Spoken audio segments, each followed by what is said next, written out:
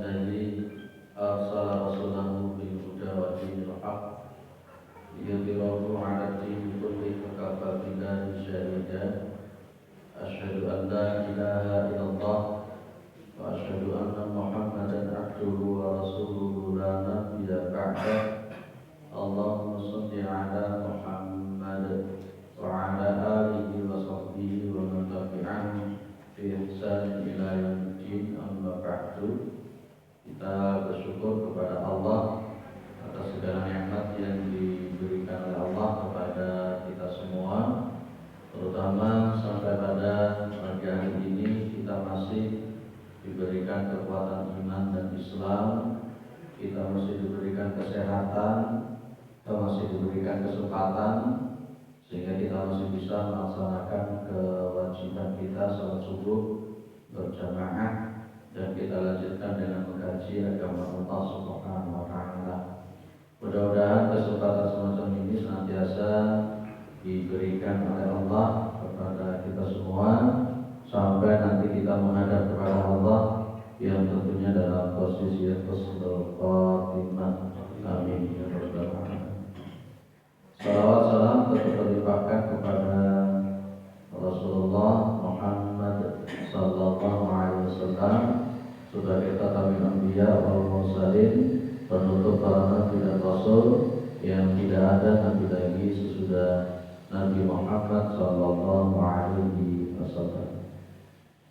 Baik, Bapak Ibu yang dimuliakan oleh Allah, kita lanjutkan kajian kita untuk akad yang pertama, membahas tentang adab Islamiyah, adab etika, aturan-aturan etika Islam. Pertemuan sebelumnya membahas tentang adabul masajid, adab-adab etika kalau di masjid, ada hubungannya dengan masalah masjid. Yang sudah kita bahas dulu diantaranya yang pertama, kalau keluar dari rumah menuju masjid itu ada doanya, Kemudian yang kedua, berjalan ke masjid. Sudah saya sampaikan dulu bahwa sunnahnya kalau ke masjid itu bila memungkinkan jalan kaki. Dan pas ketika berjalan ke masjid itu dengan sakinah wa waqarin, ya dengan tenang, dan akhir kata nanti kemudian nyampe di masjid, ya ikuti apa yang dilakukan imam, dan kalau yang tertinggal itu disempurnakan. Juga kemudian dulu yang sudah kita bahas diantaranya adalah kalau masuk masjid itu berdoa dan mendahulukan kaki yang sebelah kanan. Dulu ada beberapa hadis yang sudah saya sampaikan ketika masuk masjid itu. Ada yang posisinya masuknya pakai sholawat ditambahin, dan ada posisinya yang keluarnya juga pakai sholawat. Ada yang cuma masuknya pakai sholawat. Dulu sudah saya sampaikan pada detailnya. Termasuk kalau masuk ke masjid yang dulu sudah kita bahas adalah tidak membawa bau, tidak membawa bau yang mengganggu.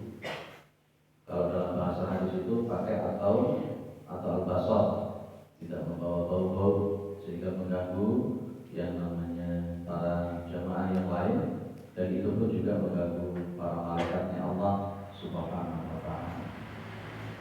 Baik, kita masuk di nomor 7, berarti sudah sampai nomor 7. Salatu rak'atai tahiyatil masjid qabla julusi. Etikanya kalau ke masjid itu, ya, salat 2 rakaat tahiyatul masjid sebelum duduk. Itu hukumnya sunnah. Tapi yang memang yang menarik, kalau di dalam riwayat Imam Al-Bukhari itu Rasul memakai kata kerja perintah. Kita perhatikan ya. Idza dakhala ahadukumul masjid, apabila salah satu di antara kalian masuk ke dalam masjid, maka falyarka' rak'ataini, maka hendaklah dia itu sholat 2 rakaat. Kapan? Qabla ayat jelisa, sebelum dia duduk. Jadi yang namanya tahiyatul masjid itu dilakukan sebelum duduk. Ada seorang sahabat yang dia ini terlambat, sementara Rasulullah sedang berkhutbah. Hadis riwayat Imam Al-Bukhari dan Muslim dari Jabir bin Abdullah itu menceritakan dia rajulun wan Nabi sallallahu alaihi wasallam yaktubu. Jadi ada seorang laki-laki yang datang sementara Nabi Muhammad itu sedang khutbah. Ini berarti datangnya terlambat. Tolong hadis ini jangan dijadikan legalisasi kalau terlambat Jumatan itu boleh. Jadi kalau para sahabat itu orang-orang yang luar biasa. Kalau andai kata pas ketika mereka itu Jumatan itu terlambat, pasti ada sesuatu yang namanya uzur syar'i. Tapi kalau orang sekarang itu terlambatnya bukan karena uzur syar'i, aras-arasan,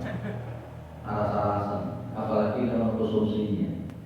Jadi Jumatan bagaimana toh? Nanti akan saya bahas di adab Yaumul Jumat, adab Jumat.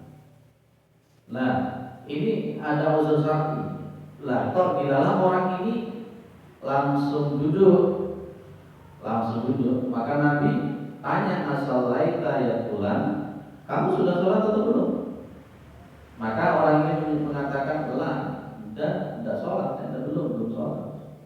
Nabi mengatakan farka rakaatain, berdiri kamu sholat 2 rakaat. Jadi andai kata memang kita nanti itu Jumatan itu terlambat, tapi terlambat memang betul-betul uzur syar'i itu, bukan pura-pura uzur syar'i. Pas ketika datang Jumatan ke imam sedang khutbah, maka yang betul adalah sholat 2 rakaat. Tapi di dalam riwayat Muslim Rasul memakai fal yatajawwaz fi iman. Maka pas ketika dia sholat tahiyatul masjid itu adalah dia meringankan. Pas ketika sholat tahiyatul masjid ketika imam sedang khutbah. Tidak baca iftitah juga tidak apa-apa. Tidak baca surat juga tidak apa-apa. Baca Fatihah saja boleh macam itu. Nah, jadi sedang sholat tahiyatul masjid. Sekarang muncul permasalahan. Saya bolak-balik diberitahu, ditanyai bolak-balik. Kalau subuh itu apa ada tahiyatul masjidnya? Bolak-balik saya ditanya macam itu. Kalau saya mengatakan subuh itu ada tahiyatul masjidnya, kalau saya ada yang menyebut Pak, kalau sudah kita datang ke sholat subuh ternyata sudah azan, kita tahiyatul masjid sekalian atau hanya cukup qobliyah subuh saja? Saya tetap mengatakan ada tahiyatul masjidnya kalau memang waktunya cukup.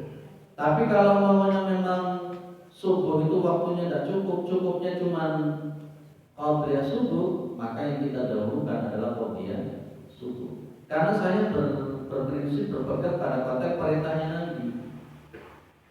Nabi kan subuh itu tidak pakai qobliyah. Saya tanya, coba ambil dalil satu saja kalau Nabi pernah melakukan tahiyatul masjid. Pernah dengan membaca hadis Nabi melakukan tahiyatul masjid? Tidak akan pernah ketemu. Ya, jadi memang rumahnya beliau di masjid situ. Maka di sini saya berprinsip pada posisi hadis qaulinya.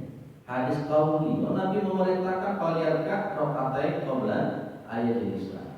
Sehingga meskipun itu qobliyah subuh, atau 3 subuh, ternyata waktunya masih cukup kita untuk melakukan tahiyat, kita ambil dua-duanya. Sunnah untuk melakukan tahiyatul masjid berdasarkan riwayat Imam Al-Bukhari dan Muslim ini, dan kita melakukan sunnah yang lain, yaitu qobliyah subuh kalau cukup waktunya.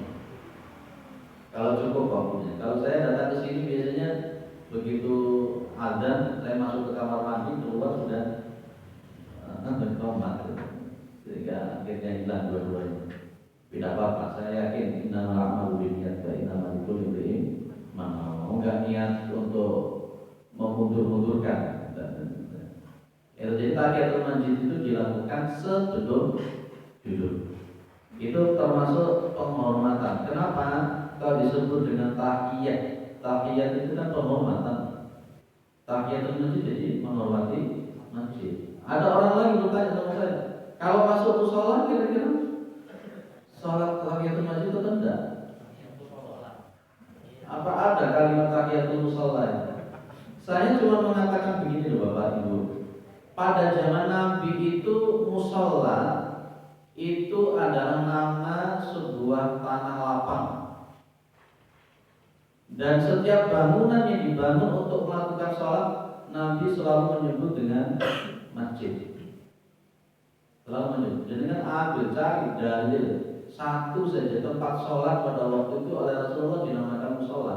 Dan ternyata musola itu kalau kita amati, Nabi menggunakan istilah musola itu adalah tempat sholat di mana beliau melakukan sholat Id di tanah lapang. Siapa yang membedakan nama masjid dan musola itu? Apalagi ada kalimat masjid jami dan masjid non jami. Kalau masjid non jami berarti tidak digawe Jumatan. Kalau masjid jami berarti digawe Jumatan. Siapa yang memilah-milah semacam itu? Pada zaman Nabi masjid itu ya Masjid Nabawi dan Masjid Kuba itu saja. Ya, tapi yang dibuat Jumatan cuma Masjid Nabawi. Pada zaman Nabi tidak ada istilah bangunan kecil disebut musola atau surah atau langgar, itu tidak ada. Semuanya ada Rasul disebut dengan masjid. Cuma memang di Masjid Kuba sama Masjid Nabawi yang digunakan adalah yang Masjid Nabawi, kan Nabi tidak ingin untuk terpecah pada waktu itu. Sampai ada Masjid Diror, ada orang-orang musyrikin, ada orang-orang munafikin itu mau mendirikan masjid ya. Tapi sebenarnya pengennya untuk memecah belah. Tapi justru dapat wahyu Rasulullah untuk menghancurkan, untuk merobohkan masjid tersebut. Nah, di sini saya ditanya juga jawabannya tak suruh untuk sholat tahiyatul masjid juga. Karena orang-orang itu belum familiar dengan istilah tahiyatul musalla, karena memang tidak ada istilah musalla untuk bangunan untuk dibangun. Ya. Kalau saya mengatakan dia masjid, Pak, kalau dia tidak digunakan untuk sholat Jumat, apakah dia disebut masjid? Saya mengatakan masjid. Pak, apakah namanya masjid itu harus besar? Tidak. Masjidnya Nabi itu kecil. Ya, masjid Nabi itu kecil. Tidak seperti masjid-masjid yang ada. Makanya di Muhammadiyah itu, di Muhammadiyah Majelis Tarjih memutuskan tidak ada batasan ukuran masjid. Tidak ada ukuran masjid. Kalau perumpamannya kita itu tidak ada latar, tidak ada halaman semacam ini, tidak ada teras semacam ini, kecil cuma bangunan ini kita sebut masjid dan bisa digunakan untuk sholat Jumat. Nah, itu jadi mungkin agak mungkin tidak familiar ketika saya mengatakan Anda masuk ke musola, Anda melakukan tahiyatul masjid, mungkin tidak familiar. Tapi perintahnya Nabi adalah kalau masuk ke masjid, tinggal memaknakan masjid itu apa. Masjid itu kan dari sajadah. Masjidun itu berarti tempat sujud. Musola itu berarti tempat sholat. Itu sama sebenarnya. Yang satu cuma dalam posisi sajadah, yang satu posisi sholat. Musola sama masjid kan sama. Cuma kemudian sekali lagi di fikih itu kok dibedakan antara masjid jami dan non jami. Ya. Kalau langgar itu boleh kan disebut langgar. Berarti sholat di langgar kan boleh akhirnya. Sholat di langgar boleh. Ya, jadi itu etika yang nomor 7. Kalau kita masuk ke dalam masjid, itu sebelum duduk sholat tahiyatul masjid. Tapi kalau umpamanya nanti waktu tidak cukup antara tahiyat dan qobliyah, maka yang kita lakukan itu adalah qobliyah, bukan tahiyatul masjid. Kita lanjutkan. Nomor 8, at-tabkiru ila sholati wa shaffil awal. Kalau pergi ke masjid itu yang at-tabkir itu lebih awal. Kalau pergi ke masjid itu yang lebih awal. At-tabkir ila sholati, dan lebih awal menuju mendatangi sholat berjamaah. Wasoffil awal, dan mengambil sof yang paling awal. Kalau untuk laki-laki itu sof yang paling utama itu di depan. Kalau ada orang laki-laki kok senengane jubuk sof di belakang, itu dia kok malah tasyabbuh dengan wanita. Harus berlomba-lomba, laki-laki itu harus berlomba-lomba untuk yang di depan. Semakin di depan semakin lebih utama. Kita lihat di sini ya. Riwayat Imam Al-Bukhari dan Muslim. Lau ya'lamu an-nasu ma fin nida'i as-saffil awwal. Ya, andai kata manusia itu ngerti ma fin nida'i, apa-apa yang ada di dalam adzan, artinya fadilah keutamaan yang terdapat di dalam adzan, was-saffil awal, dan shaf yang terdepan atau shaf yang paling awal. Tsumma lam yajidu illa ayastahimu alaih. Kemudian mereka tidak mampu mendapatkan untuk melakukan adzan dan shaf awal kecuali dengan cara diundi, maka lastahamu, maka pasti mereka itu akan mengadakan undian.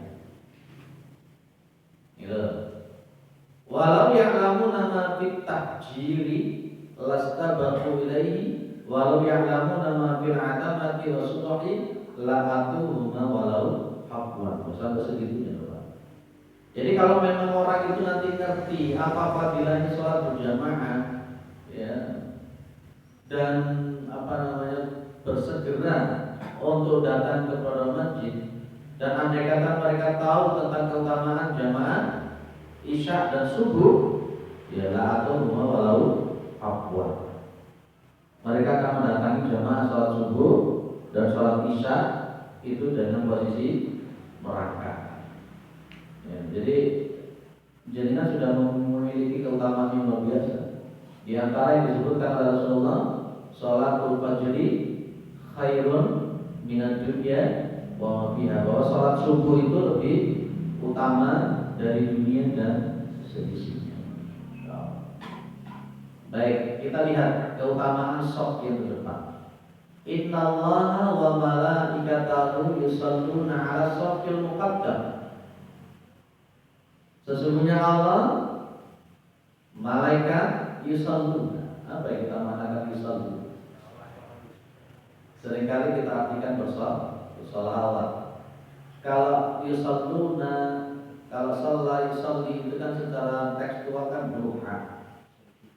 Ya. Kalau yang namanya yusholluna itu diarahkan kepada Nabi, berarti bersolawat. Kalau Allah mengarahkan kepada orang mukmin, berarti memberikan rahmatnya. Kalau malaikat itu yang melakukan yusholluna kepada orang mukmin, berarti mendoakan. Nah, jadi Allah memberikan rahmat dan malaikat mendoakan. Mendoakan siapa? Ala shaffil muqaddam, orang yang ada di shaf terdepan. Dosa saja ini kalau kita ngerti dalilnya ini, ngerti tahu hadisnya ini, tentu kita akan semakin berlomba-lomba untuk di shaf yang terdepan. Nanti kalau kita bahas di adab yaumil Jum'ah, itu nanti ada fadilah keutamaan dekat dengan imam dan shaf yang depan. Masing-masing ada fadilahnya. Tapi kalau kita lihat itu, orang itu masuk di shaf yang paling depan itu kayak wangil. Kalau di sini selalu sudah ada, atau mungkin sama saja. Terutama Jumatan itu, Pak. Terutama Jumatan. Padahal yang di depannya itu masih kosong, tapi suka memilih yang di belakang-belakang, mendekati tempat konsumsi. Ada juga begitu. Saya pernah ngisi Jumatan itu di dalam masjid itu masih kosong, Pak. Sementara di tengah-tengah itu ada terasan, ada halaman. Sementara di sana kemudian ada yang dicor, ditekel dekat dengan tempat wudhu. Lah orangnya itu malah naruh sajadahnya di paling belakang sana saja. Padahal itu di tengah masih kosong. Padahal di masjid di dalam masih kosong. Di masjid Manarul itu sama saja. Kalau saya khutbah di sana itu. Di depan itu masih kosong, tapi udah duduk di belakang saya. Sampai di sana itu ada petugasnya di Manarul itu. Ada orang masuk suruh depan, masuk depan supaya apa? Nanti konteksnya kan kita akan paham.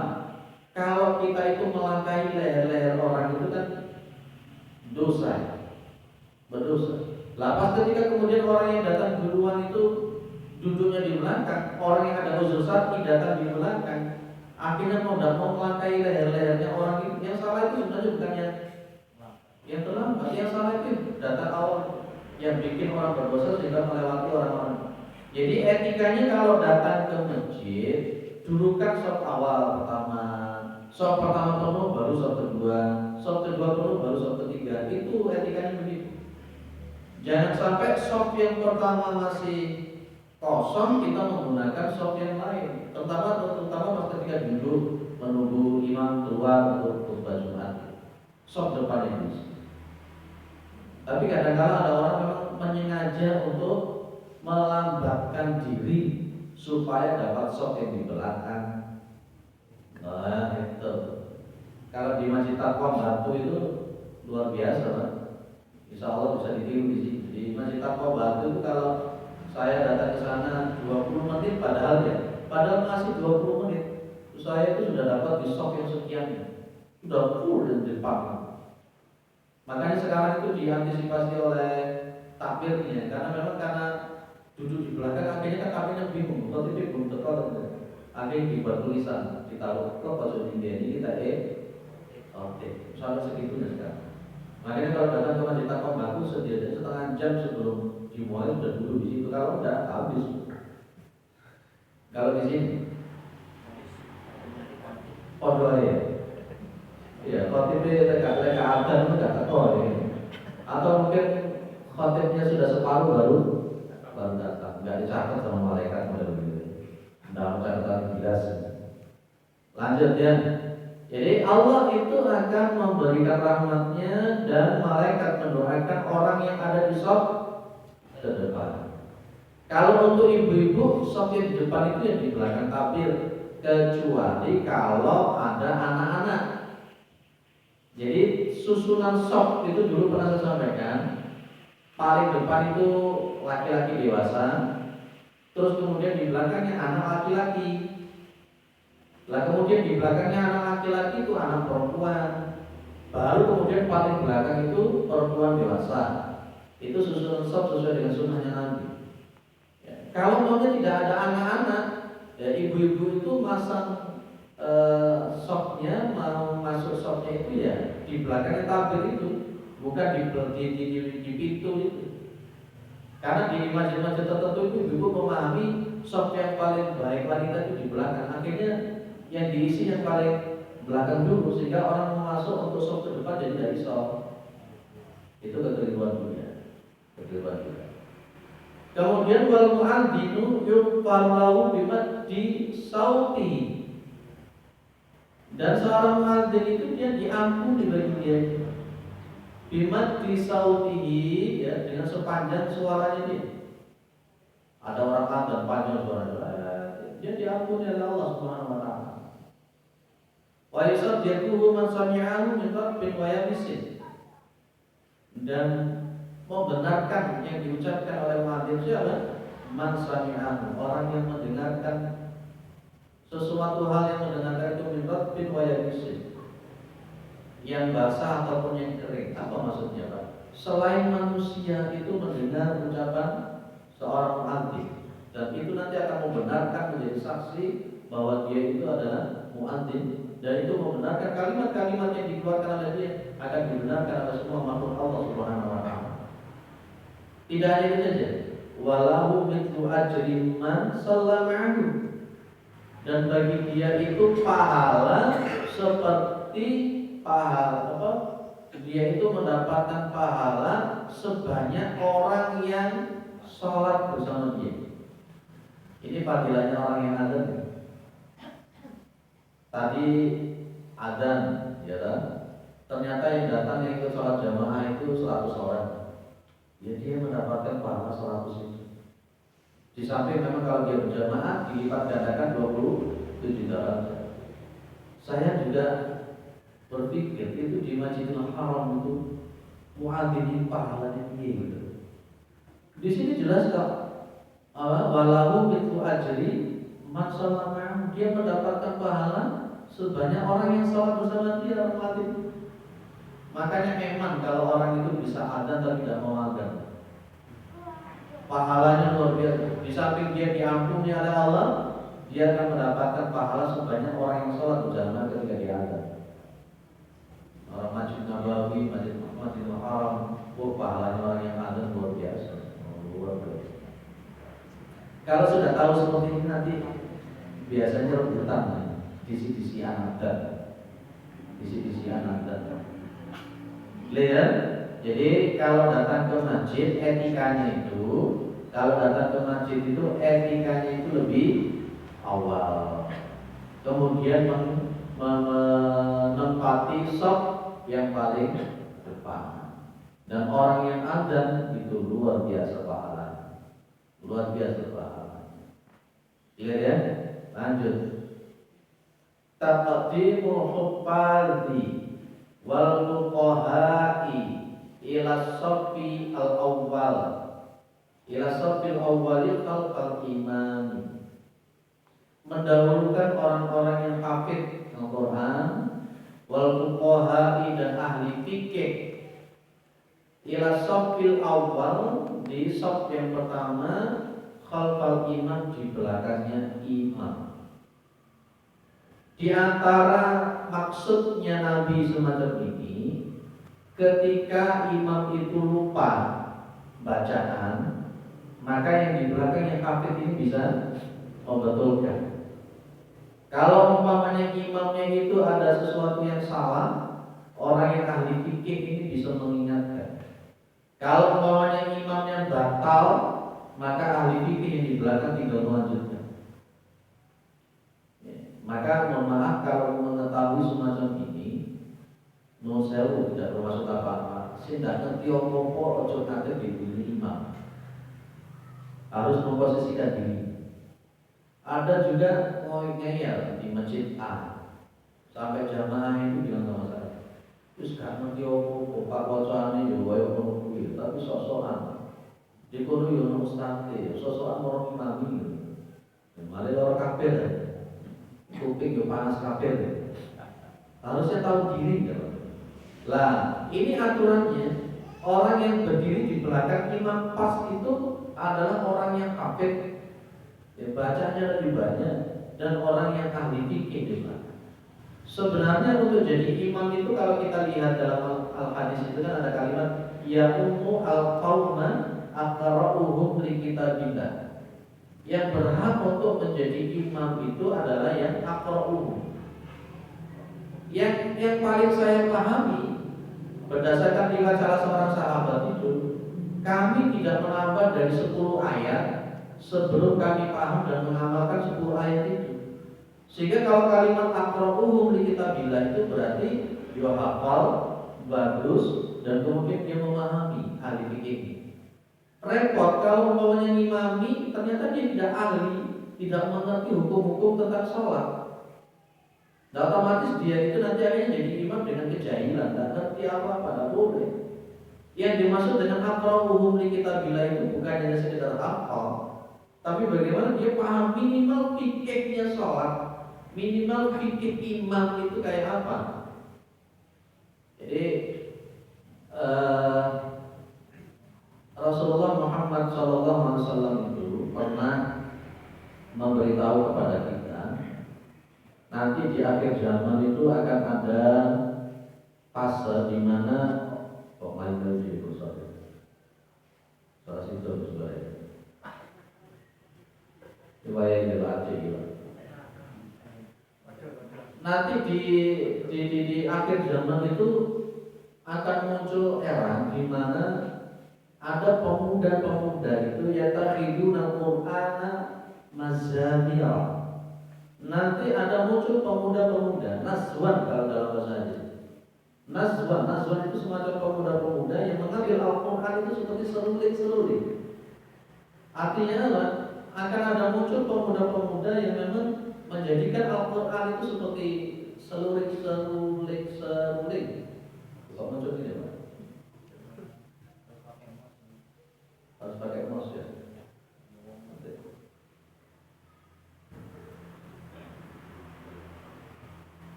Waktunya jalur waktunya jalur aceh.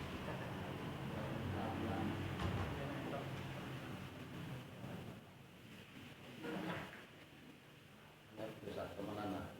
Kayak dinas sekolah.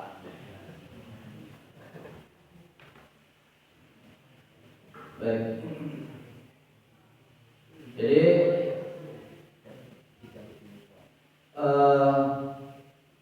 ada nazwan. Nazwan itu berarti pemuda-pemuda yang dia itu mengambil Al-Quran itu seruling. Mengambil Al-Quran itu seruling. Ini mengembalikan seperti ini juga. Yang ini. Oke. Mengambil pemuda-pemuda ini mengambil Al-Quran seperti seruling. Hanya lebih pada posisi mengutamakan iramanya saja. Enak memang. Dan kemudian dia itu didampuk untuk menjadi imam. Sementara dalam posisi kepakihan agama, dia itu di bawah makmumnya. Nanti akan muncul era semacam itu. Sehingga pas ketika imam itu tidak mengerti tentang apa yang dia baca, tidak mengerti bagaimana fikihnya imam itu kayak apa, fikihnya dia itu untuk apa ya. Maka aqra'uhum li kitabillah. Maka kalau untuk menjadikan imam itu ya al-qauma aqra'uhum li kitabillah. Yang ngerti Al-Quran, yang bacanya bagus, ya, tajwidnya bagus, makhrajul hurufnya bagus. Muncul pertanyaan begini kepada saya, Pak, ada dua orang, yang satu hafal Al-Quran, yang satu ya tidak hafal beneran, standar. Yang satu suaranya bagus, bacanya bagus, tajwidnya juga bagus, makhrajul hurufnya bagus. Yang ini suaranya standar, biasa-biasa saja, tidak bagus-bagus sama. Tapi standar tajwidnya makhrajul hurufnya. Tapi orang yang kedua ini benar-benar ngerti Al-Quran, tafsirnya, fikihnya, usul fikihnya ngerti. Mana yang kita dulukan? Secara hukum fikih yang kita dulukan adalah nomor 2. Karena konteksnya pas ketika jadi imam itu tanggung jawab betul nakodanya. Jangan sampai pas ketika jadi imam tidak ngerti apa-apa, tapi hafal Al-Quran tapi tidak ngerti apa-apa.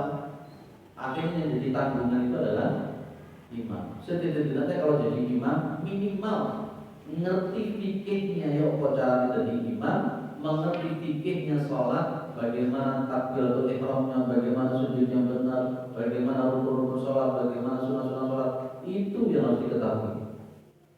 Ya, maka dari itu posisinya di belakangnya itu yang hafid, yang pakai, beri kesempatan sebenarnya orang yang di belakang. Nanti pas ketika batal imamnya ini tinggal maju ke depan, seret, gitu. Coba dibayangkan, andai kata pas imam yang di depan itu batal, yang di belakang kok nggak ngerti apa-apa belas. Apa yang terjadi kira-kira? Ada orang sholat di sini, ada orang sholat di belakang ada tiga ada makmum di belakang. Kemudian imamnya itu ngentut, tapi saya tetap imami, ya kan? Ngentut, tapi saya tetap imam di sini. Belakang langsung ngomong, goblok, ngentut itu batal. Lalu sebelah ngomong lagi, sholat itu gak boleh ngomong, batal. Akhirnya rusak semua, ya. Akhirnya rusak semua. Akhirnya jadi ngomong imami orang ngerti, sing di makmum yo padha gak ngerti nih. Iki ngertinya kalau ngentut itu batal, tapi dia nggak ngerti kalau ngomong itu membatalkan langsung. Goblok, batal itu ngentut. Sing sekarang kate ngiling nggak oleh ngomong ya kita lah itu masalah macam itu. Ada yang sesuatu kejadian di masjid A, dan saya sebutkan masjidnya. Imamnya ini, mohon maaf ya, secara kapasitas berpikir mungkin juga dia itu seharusnya sujud yang kedua. Seharusnya dia sujud yang kedua. Dia itu pas ketika habis sujud yang pertama dia sudah duduk. Ya, seharusnya dia sujud. Dia diam saja. Dia di belakang bilang subhanallah. Subhanallah. Imam ini gak ngerti. Saya tetap lugu aja. Dan akhirnya di belakang masih ngomong sujud. Lah imamnya ini bingung kan dia. Lah itulah pentingnya imam itu punya ilmu itu betul. Ya. Gak telaten, kok mandek kayak gitu. Ada juga yang sudah kadung berdiri, sudah seharusnya itu takbir awal, dia berdiri imamnya berdiri. Kan begitu di belakang ada mengucapkan subhanallah, seharusnya kan tidak perlu duduk, dia tetap berdiri. Tapi karena dia mungkin tidak punya keilmuan tentang itu, dia tetap duduk akhirnya. Lah sudah menambah rukun ini. Dan setelah berdiri duduk lagi. Loh ini jadi memang pentingnya imam punya itu. Lah di belakang letakkan orang yang punya kemampuan. Clear ya? Liyan minkum ul ahlami wan nuha. Hendaklah yang menyertai aku dari kalian itu ul ahlami wan nuha. Orang yang punya aklam itu punya akal, orang yang punya kepandaian. Makanya Rasulullah selalu meletakkan di belakang beliau itu ada Abu Bakar Siddiq. Selalu meletakkan Abu Bakar Siddiq di belakang beliau. Pas ketika sakit parah ya Abu Bakar nanti. Pas ketika Rasulullah sholatnya sambil duduk ya Abu Bakar menjadi mubaliknya. Nah itu jadi itu. Yang tidak ngerti apa-apa maaf bermaksud untuk tidak ngerti apa-apa dan sama Quran apa mana. Jangan berdiri di belakangnya imam pas. Boleh di depan tapi tidak. Yang nanti di belakang imam pas itu untuk yang al-hufat dan al-fuqaha. Aja. Tsummal ladzina yalunahum talatan wa iyyakum wa haysyatil aswaqi. Kemudian orang-orang yang berikutnya di belakang. Jadi yang kemampuannya di bawahnya dulu kemudian. Dan jangan kalian itu wa iyyakum, jauhilah kalian semua wahai satil aswaq. Hai satil aswaq itu posisi perilaku yang ada di pasar kayak teriak-teriak, kayak membuat ribut, bikin kotor. Tidak boleh, itu dilarang oleh Rasulullah SAW. Kalau di masjid itu jangan teriak-teriak, ojo ngerasain wong, ojo masuk di masjid sampai ngerasain wong sudah karuan. Ada yang didiskusikan sebelum kita masuk 10 tasmiyatus sufufi. Kembali ke nomor 7. Ya, kalau melihat rangkaian ini nomor 7 ini, khusus yang hadis pertama dan kedua. Nah, ternyata di situ ketika seorang hakim tahu bahwa ada jamaah melakukan salat tahiyatul masjid, beliau boleh mengingatkan, boleh dalam artian.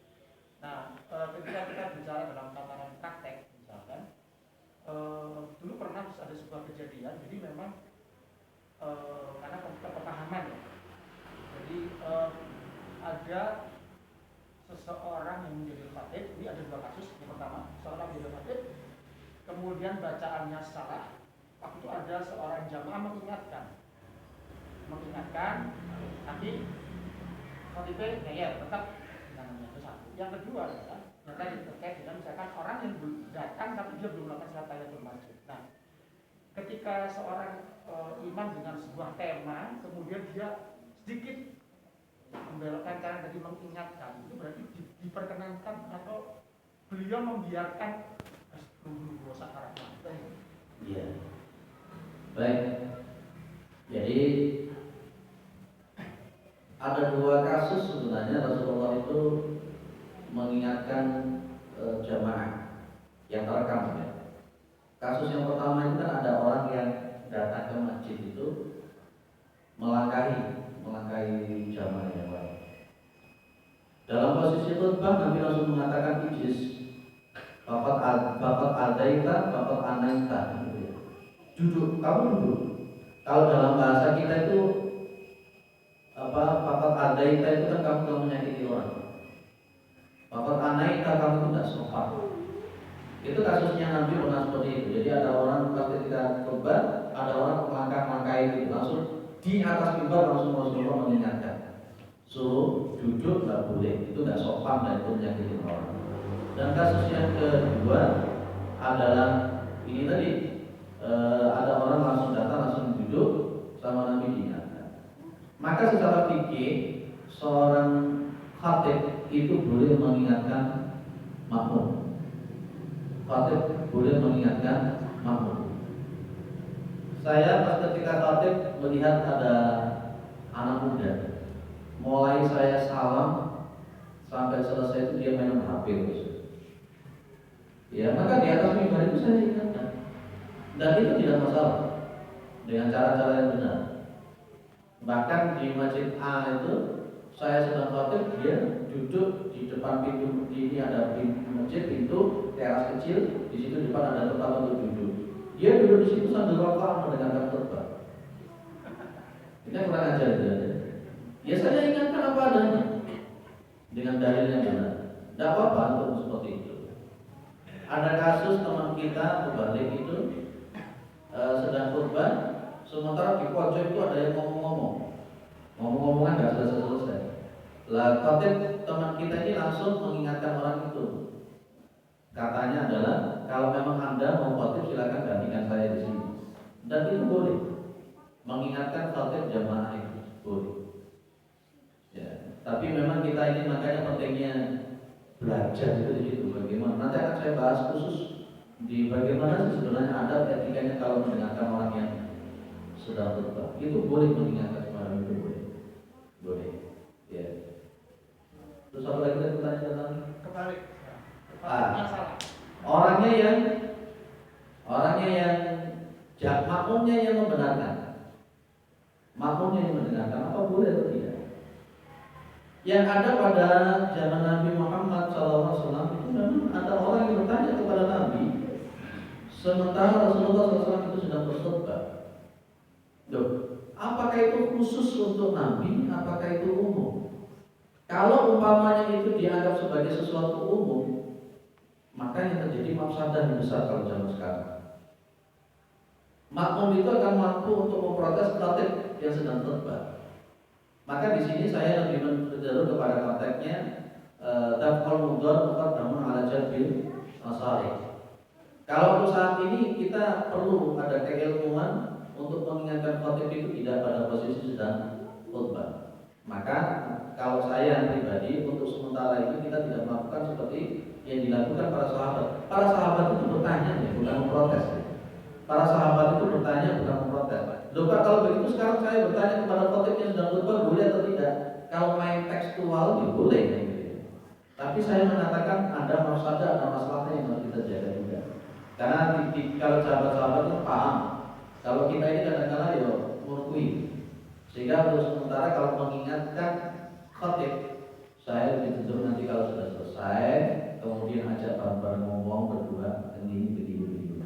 Itu kan lebih bagus.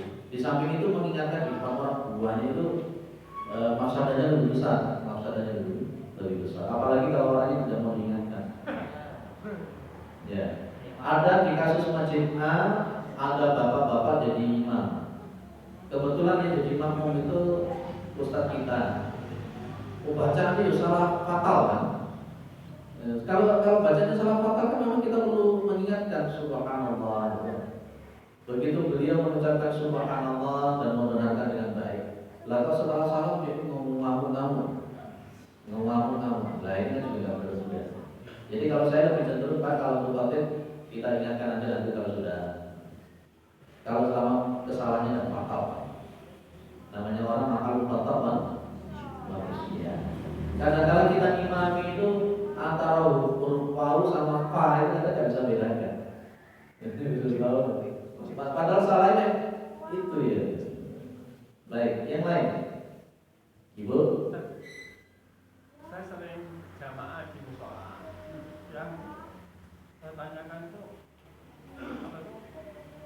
Imamnya itu sering nggak datang. Ternyata ada yang menggantikan, bacaannya itu salah, sering salah. Apa kita salah lagi atau enggak? Al-Fatihahnya enggak pas. Terus memang di situ tidak ada imam rawatib ya Pak? Enggak ada. Sama sekali. Terus pokoknya sopo dengan. Ya. Terus ada orang yang lebih bagus nggak bacanya di situ? Enggak ada. Nggak ono. Pengganti aja. Kabeh produk dari Sony ya. Ya. Jadi kabeh produk dari Sony ya mau gimana lagi? Kan itu namanya ya setelah ikalifullah nafsan bila usaha.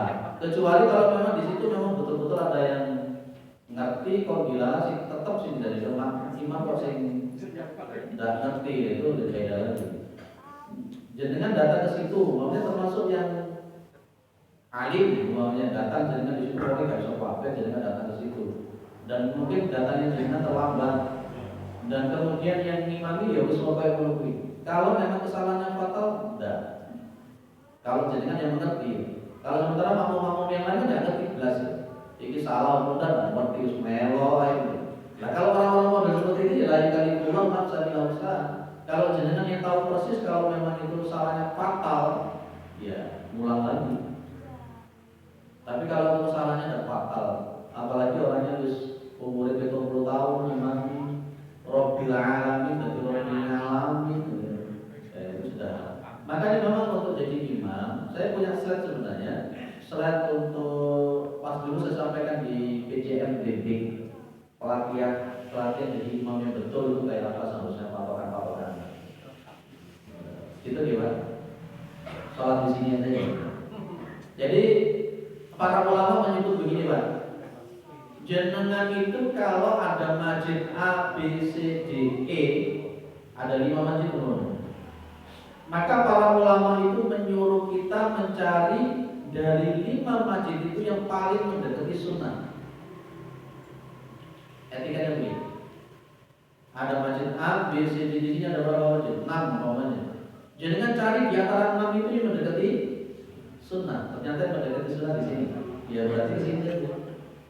Maksud saya gitu. Lah jenengan paham kalau di Masjid Al-Islah itu sesuai dengan sunnahnya Nabi. Ternyata jenengan memilih masjid yang benar-benar tidak sesuai sunnah. Nah itu berarti kesalahan total. Kesalahan total. Maka pilih masjid yang sesuai dengan sunnahnya Rasulullah Muhammad SAW. Tidak apa-apa waduh. Mau paling aduh paling besar kilo ya. Pilih yang paling mendekati sunnah, apalagi imamnya bagus, apalagi ada kajian. Dulu kan masjid-masjid yang semacam itu. Jangan memilih sembarangan masjid. Saya tidak bermaksud untuk eksklusif, tidak. Masalahnya nanti imamnya ya mau loh Pak. Kadang-kadang waktu makina cepet-cepetan, kadang-kadang imamnya bareng dan maco ya kawan. Itu menyalahi aturan. Ada yang lain, ada yang menambahkan yang lain. Sebelum masuk tasbih usul. Ada? Tidak ada. Lanjut sob atau selesai?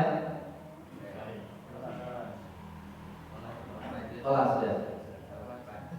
Iya Pak. Ini pernah kejadian di tempat saya itu waktu tahap awal kan imam lupa diri. Ya, diingatkan itu sudah berdiri imamnya. Itu setelah berdiri gini karena diingatkan kemudian terus tadi penjaringan bilang kan imam nggak boleh duduk. Terus makmum gimana? Padahal rokat kedua itu enggak. Baik, jadi kalau imamnya sudah kata berdiri, itu kan sudah rukun. Dia tidak perlu duduk. Dia lanjut saja sholat. nanti sebelum salam imam yang melakukan sujud sahwi diikuti oleh makmumnya. Jadi makmumnya juga ikut sujud sahwi sebelum salam. Nah ini kadang-kadang ada makmum yang tidak paham semacam itu. Jadi imamnya sujud apa meneh gitu. Akhirnya orang sih bertahan tidak sujud. Imamnya sujud sahwi itu sampai subhanallah nggak selesai. Itulah pentingnya ilmu itu di situ. Jadi kalau umpamanya pas imamnya itu sudah berdiri, terus kemudian mereka bilang subhanallah, subhanallah, imam tetap berdiri, ya sudah wis mandek, makmum nggak usah mengucapkan subhanallah balik-balik meneh. Untuk malah orang sih kayak kasus yang seperti saya sebut tadi, logo, itu malah sih ngomong gitu. Makmumnya juga ikut berdiri ya. Iya. Jadi otomatis. Karena kan saya kadang lihat itu makmumnya ada yang tetap duduk. Bagus. Jadi imamnya duduk, baru salam sudah selesai. Kemudian diingatkan kalau yang seperti itu biar imamnya saja yang nanggung. Makmumnya tetap duduk aja. Oh ini tambah kopla. Nah berarti sholatnya cuma 2 rakaat akhirnya. Itu sholat apa ya? Sholat surat apa? Itu kemudian imamnya itu gantinya itu kita nggak bisa La ilaha illallah. Itulah pentingnya ilmu itu Pak. Jadi ini jawab berarti ya sembuh pada kopla itu. Jadi imam tetap berdiri Pak, tetap berdiri Bapak. Lanjut makmumnya ikut berdiri, ikuti imam, kemudian melakukan tahiyat akhir. Setelah tahiyat akhirnya selesai, imamnya sujud sahwi. Sujud sahwi itu 2 kali sujud lah. Makmumnya juga ikut sujud sahwi. Kasusnya ini sama. Kalau Nabi Muhammad itu kekurangan rakaat. Nabi Muhammad sholat setelah 2 rakaat beliau salam. Lah sahabat itu ada tanya, ya Rasulullah apa sholat? Jangan mau kasar sholat apa betul? Terus kemudian Nabi tanya, betul tak saya itu sholat? Betul ya Rasulullah. Pada akhirnya Rasulullah berdiri, diikuti oleh sahabat yang lain, nambah 2 rakaat. Lah sebelum salam Nabi sujud diikuti oleh sahabat. Aturannya begitu. Inilah pentingnya fikih. Ya, fikih berjamaah itu begini. Lah imamnya tidak ngerti ya semuanya keluarga. Lah supirnya tidak ngerti, ya makmumnya yang pemana gitu. Makanya tadi kalau untuk menjanjikan imam, boleh imam sing wis ngerti yo bacaan nih, yo kepakian nih. Malah makmum itu sami tahu wis. Apa yang dilakukan imam wis boleh. Bener memang yang nanggung imam, tapi meskipun yang nanggung imam ojo gawe sak karepe dhewe. Kaya wong ngomong bapak dan imam tak lungguh ae. Ya ada karuan. Gitu ya Pak. Ya jadi melakukan sujud sahwi, bukan sujud tilawah ya. Sujud sahwi itu melakukan sujud tilawah. Ada yang masih maunya sujud sunnah, sujud tilawah. Kalau sujud sahwi 2 kali.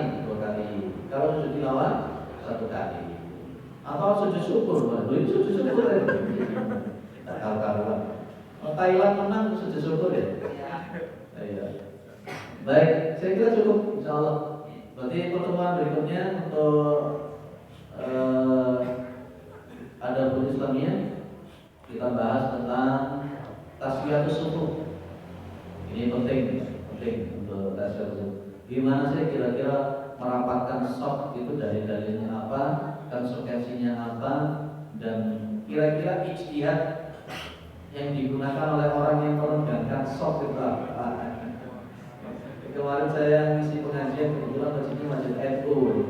Nah pengurusnya itu kan ada 1-2 orang yang Muhammadiyah. Pengennya itu merubah dengan cara-cara yang cantik gitu ya. Mendatangkan pemateri orang Muhammadiyah, termasuk saya, Ustaz Fitriono gitu. Kita bermain cantik gitu. Di situ masih renggang-renggang, aku biar. Kemudian ada jamaah yang pahamnya seperti mungkin kayak seperti kita. Biar ke saya pribadi, Pak nanti tolong diterangkan tentang soft yang rapat. Tapi karena memang di situ masjid NU ya, dan seperti itu kan rawan. Saya tanyakan dulu, ini saya sampaikan kepada menolak. Lah kalau teman-teman itu ada tuh ya wes. Dan ternyata nanti bulan depan yang orang-orang Madinah itu bilang minggu depan dibahas saja tidak apa-apa. Takdirnya dibilang gimana juga, jauh bahas saja tidak apa-apa. Pokoknya dua sisi. Jadi memang harus bermain cantik. Cukup, mudah-mudahan bermanfaat. Subhanakallahumma wa bihamdika, asyhadu an la ilaha illa anta astaghfiruka wa atubu ilaik. Assalamualaikum warahmatullahi wabarakatuh.